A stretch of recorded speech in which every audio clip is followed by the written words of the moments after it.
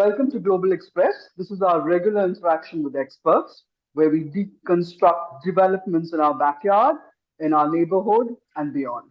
Click on the new Indian Express website and tweet and follow Global Express.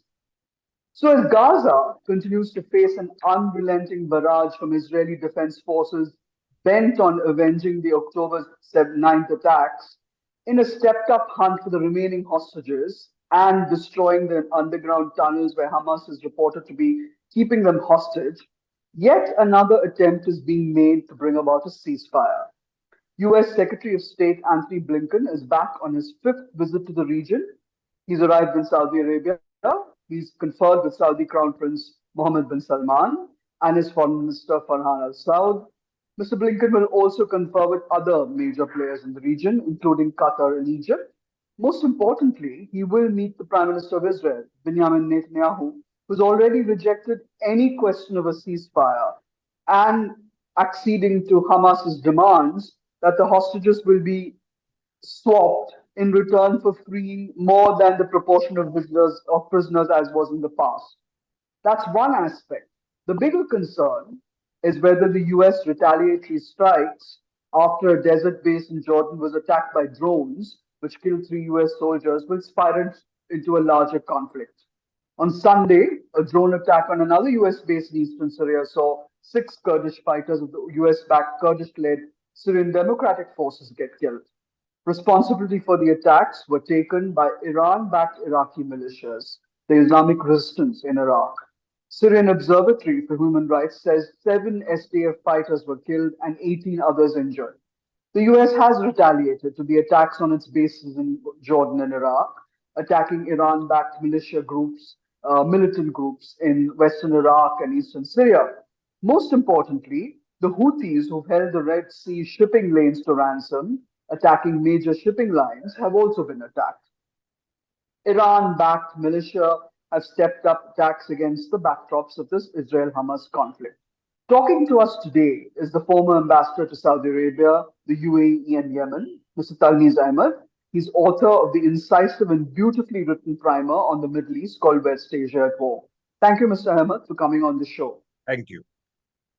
My first question is on the US calls for addressing the humanitarian needs of the people of Gaza. Now that UNRWA has been virtually shut down, Netanyahu says UNRWA is infiltrated by Hamas. The UN Secretary General has set up an inquiry. But is there any prospect, Mr. Ahmed, do you think, of food and medicines being sent into Gaza as a top priority? And the UN has warned that Gaza is at risk of a famine. Shouldn't food for Gaza get Gazans get priority on this Blinken visit and then a spin-off on the ceasefire? There is a deep disconnect what the Americans say and what their actual policies are. Right from the beginning, American officials, including the president, have shed crocodile tears about the need for humanitarian assistance. But I don't recall that anything has ever been done by them to enforce the supplies to the beleaguered people in Gaza. They have witnessed that significant deterioration in the quality of life, the safety, and the food availability where the people are concerned. This is well captured in all the television screens. As far as Israelis are concerned, they want to starve the entire population. And that is why they are not allowing any humanitarian assistance. This business of UNRWA, it is a completely mischievous canard. It is said that even according to the Israeli propaganda, about 8 or 12 people out of 13,000 were involved in that attack on September, October, who also belong to UNRWA. As a result, 12 countries have stopped assisting this organization, and they are part of actually ensuring that water supplies, food supplies, and medicine do not reach the nearly 2 million people who live in Gaza today. You know that 30,000 have already been killed. Nearly 30,000 have been killed. So I'm not impressed by any remarks made by Secretary of State Blinken or even by his president, where they demand certain humanitarian assistance when it has actually not been forthcoming at all. That's true. That's true. They haven't actually pitched in and pushed for UNRWA to start up and running again. I mean, for 22 countries to stop assistance is beyond belief. Secondly, let's look at this prospect of a truce, of the so-called ceasefire. Hamas has said that it wants a certain number of prisoners released for every hostage that will be freed. Is this the sticking point, you think? Because is I heard Israel has called the people that it has arrested criminals, and it says that we can't swap criminals for our hostages. Plus, the right-wing elements in the Netanyahu government are saying that they will quit government if such a deal is arrived at. So what is the prospect of a ceasefire or a truce given this kind of a sort of not meeting of minds? See, Netanyahu is facing a dilemma. He is under extraordinary popular pressure to do something about hostages. You will recall that even in my early conversations with you in October and November, I had made it very clear that Netanyahu doesn't give a damn for the hostages. He is only interested in looking out for himself. He wants to remain in power for as long as is possible. If you have a hostages deal, there is nothing really left to fight for. And therefore, he is not at all interested in that. He is under sustained pressure in this regard from the relatives. The relatives have recognized this. They see that Yeah. the prime minister is doing nothing with regard to hostages. He could So have there done is a pressure lot, from he the could have come families of the home by hostages. now, but he has not done Yeah. anything about it. So now where are we? The discussions that are going on behind the scenes are complex. They talk of a three-stage release of hostages, the most vulnerable civilians being released first, and then Uh-huh. about some of the Palestinian prisoners being also released simultaneously. Then the second Mm. round would be the release of the military personnel that are in custody, and then the counterpart being released from Israeli prisons, and finally the dead bodies being handed over of the hostages that have been killed in the fighting so far. But that is not the real issue. That can Mm. be implemented immediately. The Yeah. problem What is is the where do issue? we go from here? And that is the issue.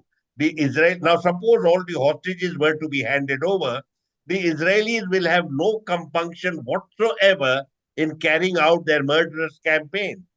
And therefore, you have to have something to say for the day after. How is the Mm. conflict supposed to end? As far as But is Netanyahu is there concerned, also isn't this there is a also six isn't week truce. but isn't there also a question mark over what Hamas has laid down? I mean, Hamas is saying that it wants a permanent ceasefire. It's not just Absolutely going to correct. be a Yes, 10-day ceasefire like it was last time. absolutely correct. But the primary objective of the IDF is to exterminate Hamas. It's based to end Yes. You Hamas see, in. we are used to these grandiose statements from people who betrayed their own country and people on on 7th October. So obviously they want to look like tough guys. The point Yeah. is this: are we supposed to have a 6 week truce, or are we supposed to have a permanent ceasefire? Now, Mm. this is a problem again for Netanyahu. He needs the truce to get the hostages back, but he doesn't want to make that into a permanent ceasefire. As far as Hamas Mm. is concerned, they must have a permanent ceasefire in terms of which they must withdraw from Gaza and allow the people to have access to humanitarian assistance. And also, after that, for the Palestine Authority to start pursuing their own political process without interference from the Israelis. That means business as usual, business as before. The minute that happens, Netanyahu Yeah. is going to jail. And that is why he doesn't want to contemplate that even for a moment in public, at least. But can Hamas actually be, does it have the has it had the ability to put pressure on the Israeli government? I mean, they are holding over 200 hostages. Well, this is the thing. It's very difficult to say.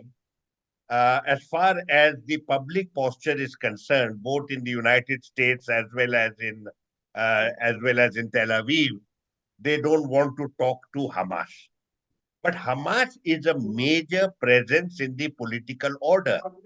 It is Yeah, not just a militant outfit, it is a political part of the political process. In fact, we are getting news and information from the Palestine Authority, which is that's right. about bringing in Hamas into the PLO, a reformed and restructured PLO, and then they would have elections for the president of the Palestine Authority, and they would have a unified PLO that would administer both the West Bank as well as Gaza. So it But would Hamas would become this a will part of include, the so PLO. Hamas becomes part of the Palestinian Authority bigger Absolutely correct. umbrella. It would no longer have a separate thing. Now, this is completely unacceptable to the Netanyahu's right wing because they don't want to have any trace of Palestinian administration either in the West Bank or in Gaza. What they are doing Okay. today, and that is how we have to understand what the Israelis are up to, they want to make life for the Palestinians in the West Bank and the Gaza Strip so miserable, so painful, so much full of privation that they desperately just go away. They disappear. But Many of them are killed, where do they many of go them are to, wounded, Mr. many of Ahmed? them starve to death. But the fact is, they want to reclaim this as part of the Holy Land. They have this messianic vision of this territory promised to the Jewish people by God, and therefore they will not allow it is for the exclusive use of the Jewish people. This messianic vision is behind their extremely murderous and extremely brutal and cruel approach to the Palestinian people.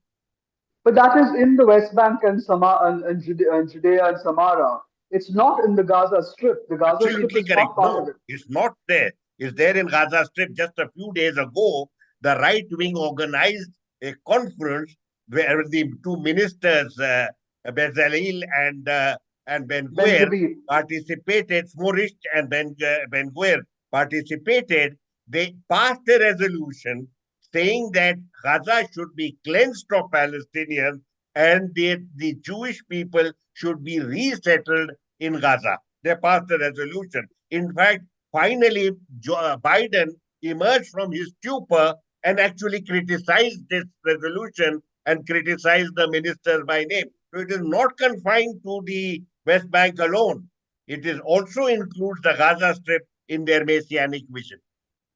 That's very interesting. Is Netanyahu going to be able to continue with this No. then? Then he will he has no way that he can get out of it. He will have to pursue what the right wing wants. You see, this is the problem now. You have many things happening at the same time. You have a broken down presidency Hmm. facing elections. You have Hmm. a president whose credibility level is deteriorating by the day. You see the rise of Donald Trump, the resurgence of Donald Trump. He's a nightmare scenario as far as the present White House is concerned. Where are the options available for a robust presidency? Biden is all the time terrified that whatever he does in terms of being presidential in West Asia, he will be condemned by the right wing. And therefore, he is terrified.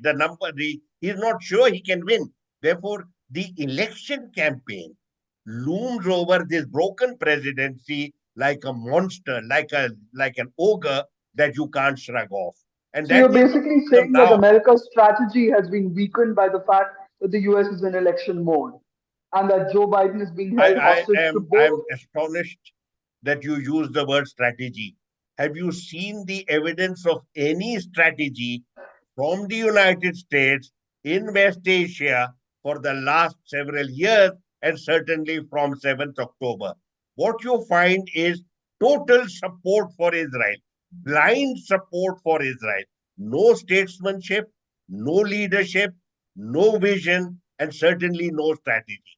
What are they discussing? I mean, I see Blinken coming in now for the fifth time into the Yeah, region, he is that's not right. able to persuade the Israeli government to a single position that the Why is that? Americans advocate. Not once. Why does Israel have the upper hand in this? Israel, we have seen this. There, because the Israeli Prime Minister knows what I just now analyzed in terms of the breaking down of the American presidency, you can see Hmm. he knows this as well as I do, that the Americans, whatever they may say in public, they have no capacity to implement anything that he doesn't want. And as a result, he can afford to be an absolutely nasty, tough guy. The worst that Biden could do was to use some flowery language against Netanyahu a few days Hmm. ago. And Hmm. that is the sign of his exasperation. But the exasperation he should direct at himself. Where is that leadership that he should be showing at this very crucial stage? The world is looking for some Yeah, kind of a hint that's true. that there is a president who's in the White House who's capable of actually understanding the objective situation and taking, at least, I'm not interested in his being statesman-like, that's not possible. But at least they should be able to provide humanitarian assistance to these 2 million people. These are not So terrorists. They've done no wrong. You can see their travails on the TV screen every day. Miserable men and women. 12,000 children killed yeah, I saw that in about the just four children. Yeah. months. Is that acceptable? Would the Americans have accepted this in terms of any other situation except where Israel is concerned? So, therefore, I would say that the Americans, if Blinken is has anything to achieve, this is the time. Let him speak up. Let them actually show that despite there being an election in in some months to come, that there is a capacity, however minimal, a capacity in the White House to do something right for a change. So you're basically saying that Blinken's visit after visit is just par for the course. It's just to show the world that they're trying, when in actual fact they're not. But they They're are not doing putting anything pressure. to. He goes to all the Arab countries. He's basically asking Hamas to commit suicide. He's asking the Palestinian people to indulge in mass exodus. He wants the Palestinians to just disappear as an issue. And then that's it. So that Israel's interests are served. A 6 week truce? What is it? A 6 week truce that gives all the hostages back to Netanyahu in a desperate effort to save his prime ministership. Is that supposed to be the mainstay? What about the day after? Why is he not discussing this with Netanyahu? Netanyahu maniacally keeps on screaming, exterminate, exterminate, exterminate, as if these I are heard vermin. that. It's not going to happen. These are people who are part of a resistance movement who have suffered for 75 years the consequences of occupation, who lead the most miserable life, but they have never given up their claim to dignity, to their own state, and to their rights that they believe are legitimate. It's therefore you can't exterminate anybody. You are going I to keep agree with all of that. fighting. I agree with all of that. But I think the real problem also, somewhere else, as in the neighboring country of Iran. Because most Middle East analysts are saying that since the October 7th attacks by Hamas on the kibbutzes, Iran has used its proxies, to keep the Middle East on the boil. It's being called the Ring of Fire strategy around Israel and the Gulf Arab countries. Is there credence to that charge that this is being actively pursued by Iran to advance its own influence on the region? I mean, they have the Hezbollah in southern Lebanon, they have the Houthis in Yemen, they have Hamas, of course. Uh, what do you agree with that theory that it is Iran that has to be I tackled? believe in the following. The core problem today in West Asia is not Iran, it is the Palestine issue. The aspirations of the Palestinian people, recognized as legitimate by the international community, for a state of their own where they can live with dignity and enjoy sovereign rights. That is the key. It is true that Israel, and egged on by Israel, the United States, have demonized Iran. Their Mm. concerns with relating to Iran have nothing to do with the Palestine issue. That is a strategic concern. As far as Israel is concerned, here is a major nation in the region that is part of the resistance group that will not accept America Israeli hegemony. So you have a US Israel duo working together to demonize Iran. Now, this is something that has been in place from 1979. And it is now, as I said, just as Israel is part of the domestic politics of the United States, so is Iran. The Israel is the great friend, and Israel and Iran is the great demon. You do not have Americans using diplomacy to engage with Iran. Iran has issues. Are they not approaching Iran through Qatar? Have they not? Have No, they? Would you what think you they have have seen not even? recently is exchange of messages to Mm. ensure that the present conflict does not get out of hand. So certain messages have been given. The Iranians have accepted that they have received those messages. They have also given replies back. Their replies are, That's don't just interesting. look at all these petty issues of truce, temporary truce for a few days. Discuss the fundamental security issues that be develop this region. It is not connected with Palestine. Palestine issue has to be addressed. What you are seeing now are various entities that support Iran as part of the axis of resistance. They are the ones now, they are not directly and necessarily connected with the Palestine issue. Though obviously there is a resurrection because of Palestine. It is Hezbollah is the guardian of Lebanon. Southern The, Lebanon. the Shia militia in Iraq are a political and military force in Iraq, and the Houthis are a political and military force in Yemen. They have Mm. got In, activated today because of the very extraordinary violence that Israel is perpetrating in Gaza.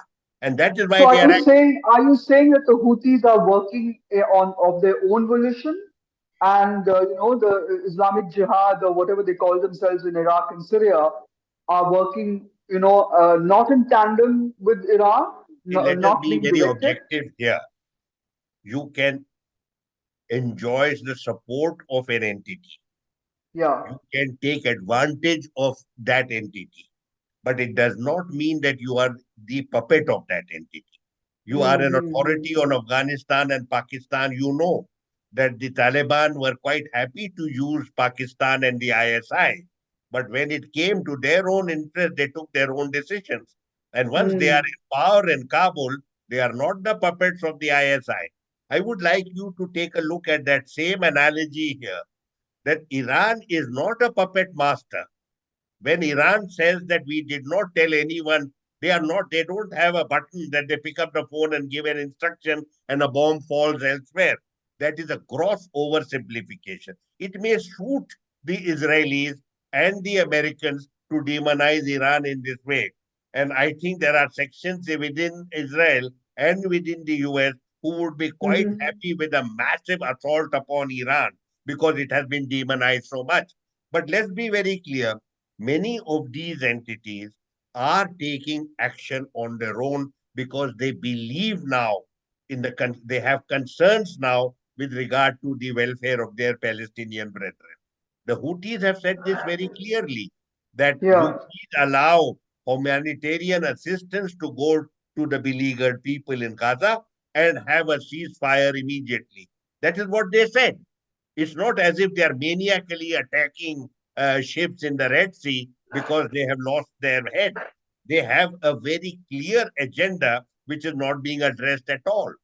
So I would say to you that these people have emerged and are signaling to the United States and to Israel that the potential for a larger conflagration exists in the region unless you address immediately the issue of Palestine right in front of your eyes. Well, obviously, it's falling on deaf ears because the United States has, positioned warships there. The UK has positioned a warship. They're sending more troops into Israel. They've sent advisors, military advisors, into Israel to look at how to, end the Gaza, infraction. Apart from this electioneering in America, sort of tying down Biden. Iran's nuclear power, I think, is also something that they should be, concerned about. I mean, Iran doesn't want a direct Absolutely. confrontation, as you say, but and you're saying that there were backroom maneuvers between Tehran and Washington via Qatar. But where does it leave? I mean, where does it go from here? So, I mean, America has got its, foot caught in the elections. Iran has said that it's not directly, directing its, its so-called proxies to fight this battle. So, who does America talk to then? That is the point. You have set out a long list of military deployments, military maneuvers, and military mobilizations that the Americans are doing in the region. How come we don't hear of an American diplomatic effort to engage with Iran? You have serious security issues relating to Iran. You have matters on which you should be consulting with each other. If you are concerned about the deteriorating security scenario in West Asia, I would believe the first option should be before the United States. It should be a diplomatic option. And that Hmm. diplomacy is totally absent. Now you have raised Hmm. the issue of the nuclear agreement and concerns relating to the nuclear program. You are aware that it is the United States that withdrew from the nuclear agreement and made That's no right. effort, serious effort, to replace it.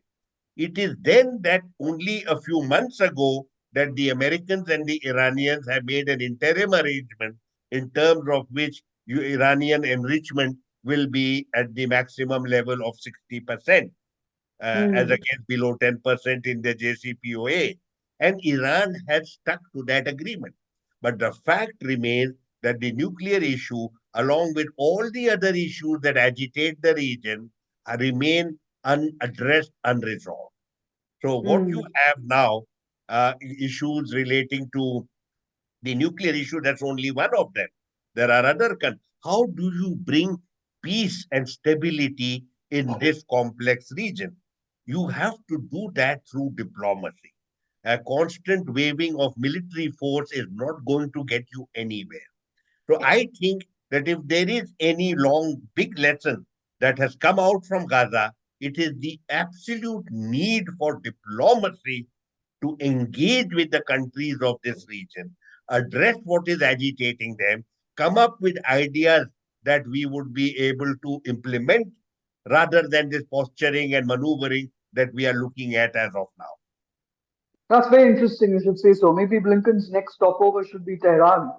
So where does this leave the other Arab countries? Is my other question, because I mean Hamas clearly did this. One out of the anger that there was about Israeli settlers making life miserable for the Palestinians in the occupied West Bank and in Jerusalem itself.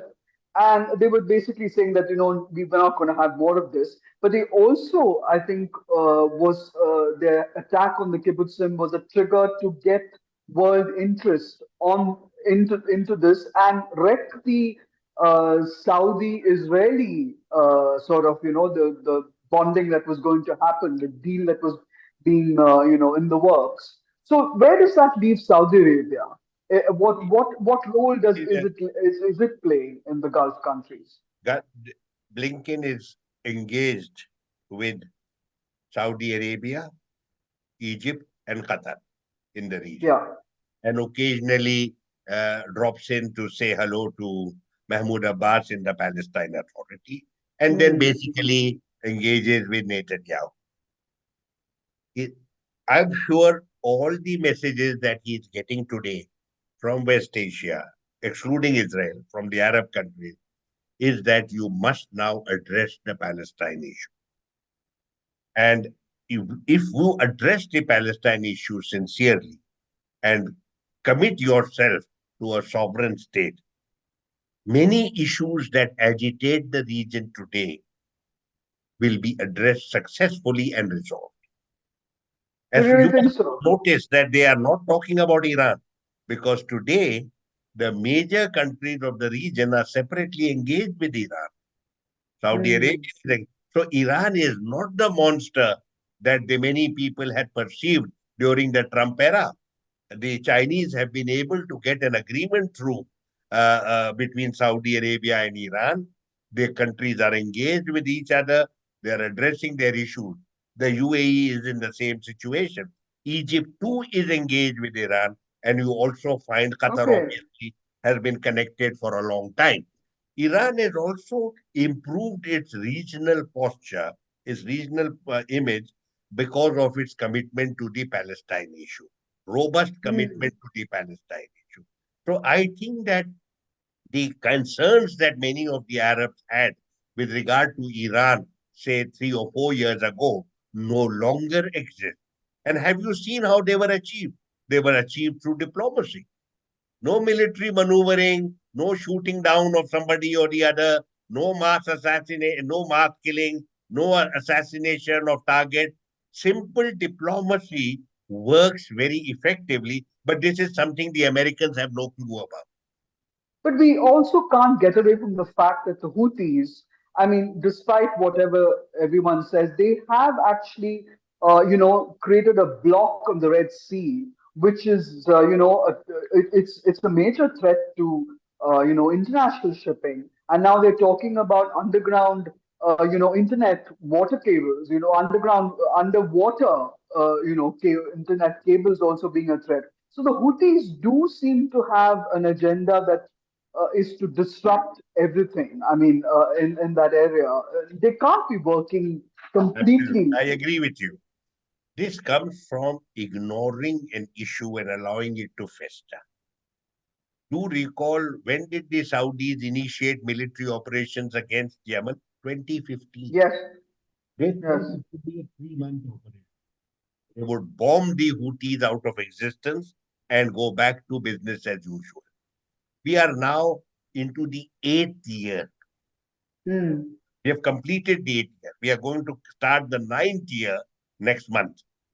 We are going to, Okay. the conflict will be, so many thousands of Yemeni are dead, but nobody can claim that they are victorious. Sana'a and Hudaida and Taiz remain with the Houthis. The main towns remain with the Houthis. And they will They have continue to be not a been threat. I mean, dislodged. they almost bombed Dhahran. I mean, the Yes. entire So they oil have this wells there. capacity. It is then that the Iranians and the Houthis were not Iranian puppets in 2015. But as the conflict continued, the Iranian engagement with the Houthis increased. And today the Houthis have firepower that's pretty effective, pretty lethal. Who could have, most of the people looked at them as a ragtag group, you That's know, right. and now you suddenly see they are not. They have the potential, the capacity to threaten international shipping. This is what I would say to you, that these are serious matters in the region that demand political and diplomatic initiatives. Only then can you address. They have legit duties are not foreigners. They have legitimate claims to participate in the political, economic, and social life of their own country. This cannot be denied by a foreign power. Of course, for the last 2 years, we know that the Saudis are very anxious for a ceasefire and a political process. But it is not easy, because today the country, after 8 years of conflict, is a very deeply divided country. Plus, you are also aware that the UAE is a player in the region as well, and that Hmm. the UAE is supporting a secessionist group in the south, and that UAE has control over several of the ports of on the Red Sea, in the Horn of Africa, as well as on the islands, Yemeni islands, Socotra, and in the Bab al-Mandeb, Perim Island in Bab al-Mandeb. So it has become a very complex issue because we never addressed it seriously when we should have. And this is a lesson for all of us that there are these issues remaining addressed fester. They become toxic. They become less controllable. And there are many factions and groups emerge that take a law into their own hand. This is a very good example of a so-called ragtag group today holding and posing as such a blackmailing threat. international shipping and international commerce. Yeah, the interesting thing right now is the number of conflagrations that have gone off. I mean, there is attacks on Syrian bases, U.S. bases in eastern Syria. There are the attacks in Iraq, in the Al Assad air base. In Jordan, in this desert air base that nobody knew existed. So there are many conflagrations. It's not just Israel Hamas, and of course, as we said, the Red Sea. Is there a potential for it to become a larger conflagration? Because that is what everybody is talking about. That the Middle East could just be set aflame. That one would lead to the You other. have what you have mentioned, various small centers of conflict are all part of the legacy of West Asian affairs over the last 15 years, 10 to 15 years, since the Arab Spring. Since 2011, West Asia saw a series of competitions and confrontations in different places. As you've written You- very beautifully in your book, Mr. Ahmed, I must compliment you. And they have remained unresolved. In the case of Syria, you have the Syrian government is in place. The original Yeah. effort to get rid of Bashar Assad is in place. But do recall that you have the Turks with their armed forces in the north. You have Hmm. the Americans who have encouraged the Kurds in the northwest. You have extremist elements backed by Turkey in the heart of the country at Idlib, and they are connected with Al Qaeda in the center. So you Yes, have yes. a very deeply broken, divided country, and that's just one of them. You have Yeah. also in Syria a small number of American troops, very vulnerable because they are living side by side with the Kurds, with the Syrian Yes. Democratic Forces, and they are Correct. equally exposed to a possible attack. Look further there, Iraq. Iraq is supposedly at peace, but it has issues. You have the Turkish army up to 50 kilometers in the north. You have a restive element among the Kurds who emerge from time to time and do mischief. And you have a very fragile government at Baghdad. And you have a very large number of Shia elements who have been mobilized as a political force as well as a military force. And then you Hmm. have Iran itself. So, and then you have Yemen and the Houthis. Yeah. In all of this, you will find that as this conflict has continued, from time to time, the Americans and the Israelis carry out military strikes. So That's the right. Israelis have said that they have carried out 500 military strikes in Syria, and from time to time they kill senior Iranians who are Yes. supporting Bashar Assad, and that provokes the Iranians. Then you have the Americans from time to time attacking targets in Iraq. You have the Israelis who carry out and attack carry out certain attacks within Iran. And of course, suddenly you found the so-called Islamic State coming Yes. from Afghanistan and carrying out a massive bombing in Iran. Look at all these things together, you get the impression of a region at It's a the edge circle of fire. of a major Yeah. conflict. I agree. There is that's every reason to be concerned. I have mentioned this before, and I repeat the point. I don't believe any sane entity in West Asia, all the way from Afghanistan to the Mediterranean, wants to have a regional confrontation. But at the same time, even though this is the wish they have in their heart and in their capital, nobody has initiated a peace process that I can see as far as Palestine is concerned.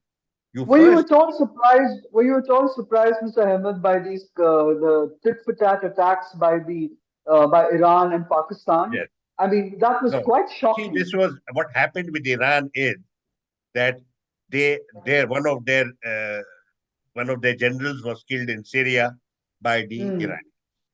In 2020, Trump had killed Qasem Soleimani, a great hero figure in the country. That's right. And then you had the nuclear scientists being killed a little earlier. Then you had this massive bombing in Kerman on the anniversary of the death of Qasem Soleimani. This taken together agitated the Iranian people. The Iranian people were angry with their government. Their governments have been very hard with them when it comes to the hijab. But now the Hmm. people ask their government, particularly the IRGC, what about the national interest? What about the national dignity?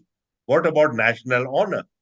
So I believe that the Iranian IRGC was under a domestic pressure to show to the people that it is still active and still robustly equipped to be able to carry out attacks on behalf And in also, order but to. attacking Pakistan was so Yes, you're absolutely right. uncharacteristic. It's a I weird. mean, it I was mean, the Jaish al-Adil. We know they have bases or whatever they operate most from that of it area, was but showmanship. I agree with you. Most of it was showmanship.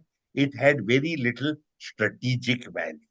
It was hmm, intended to show to their people that they have the capacity to attack targets far away. As you know, they carried out one attack in Syria, they carried out another attack in Iraq, where they killed a yeah, man in Kurdistan who they claimed was a Mossad agent, and they had a tit for tat exchange of fire with Pakistan. yeah, yeah, I did not, I think all of these were very low key operations and yielded very little in terms of achievement, military yeah. achievement. They were meant more as demonstrations. They also were a demonstration as far as Israel and the US is concerned by showing them that Iran too had the capacity to project power very far from its borders if the That's need interesting. arose. If the need arose. That is very interesting. So what they have So, since done, so we they've have to re-engaged with acknowledge the that Pakistan. Iran does have the capacity to do that. That it has the capacity to stoke, this kind of thing and show the world that it is capable of, countering any kind of, measures. Now, could we also bring up my last point, which is India's deployment of naval vessels, which are supposed to help the US track the Houthis and other rogue pirates, that vessels. Does that give India more prominence in the Gulf? Does it give it a higher profile? It's emerging as one of the major, allies that the US now relies on in the Gulf waters, or could it see India being sucked into a conflict? Where do we? I mean, we stand on where we stand on Iran. We've always had friendly relations with Iran, and we've attempted, to build bridges with Saudi Arabia and the UAE and so on and so forth. So where does that leave us? The Indian Navy has consistently done us proud. At the time of the Somali pirates flourishing in the Gulf of Aden, we were there. We've also used our Navy to rescue our nationals who were caught in war zones. But let us be very clear, the Navy is can only carry out instructions given by the political leadership. As I have mentioned to you several times, India does not seek nor has it pursued a strategic role in West Asia. What we Yeah, have okay. are good relations with individual countries. We Hmm. recently carried out exercises with Saudi Arabia, and we've Correct. also done exercises with the UAE. Sometimes we've done exercises with a large number of countries coming together. India, France, and UAE did some exercises. But by and large, in terms of strategic autonomy and in terms of the instructions given from Delhi, We are not strategic players in West Asia. You don't think all of this is connected? The Saudi Arabia, UAE, They are France. not connected. That's what I am trying to say. That I have used this term and I am embarrassed to say it all over again. We follow the policy of strategic detachment. We are That's a not very good line. involved.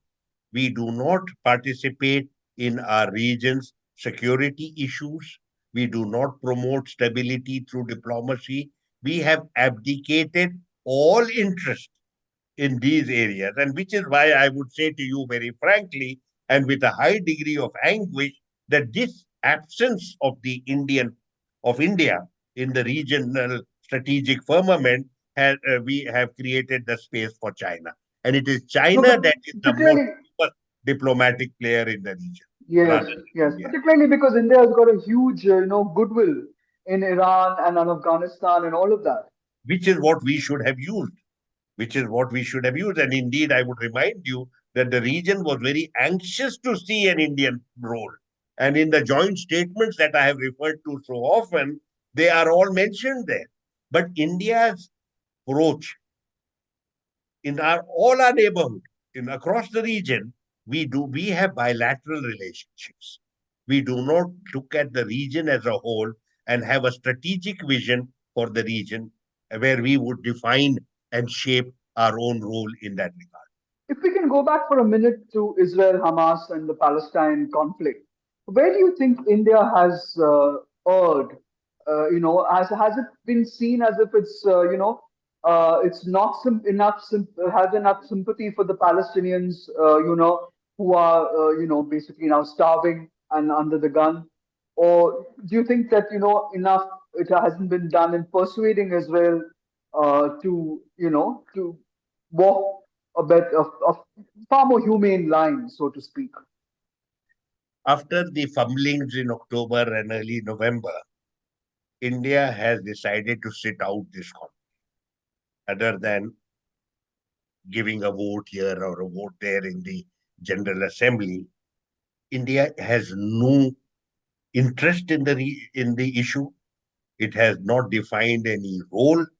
It has not spoken up at all in as forcefully as it could have with regard to the Palestinians, the massacre of the Palestinians.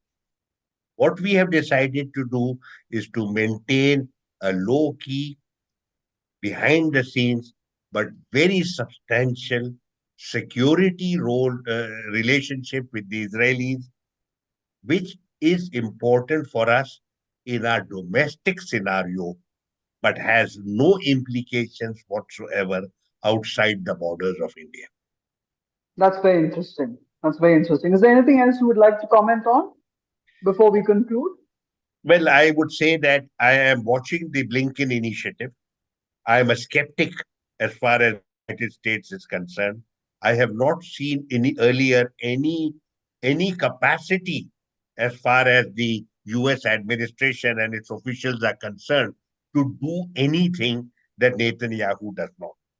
I would really wish, I would really wish that Blinken goes to Tel Aviv and Jerusalem and then reads the riot act to Netanyahu, gets a ceasefire in place, provides the humanitarian assistance, and ensures that this is a long term ceasefire that prepares the ground for diplomacy, regional diplomacy, to then become active and work towards a more stable region. I cannot believe and I cannot accept that after the carnage we have seen in Gaza, you can go back to business as usual.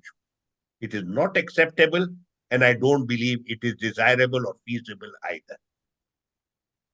Thank you very much. So, as the Middle East Hamas Israel conflict worsens, all eyes will be on whether Israel can pull off this truce or not.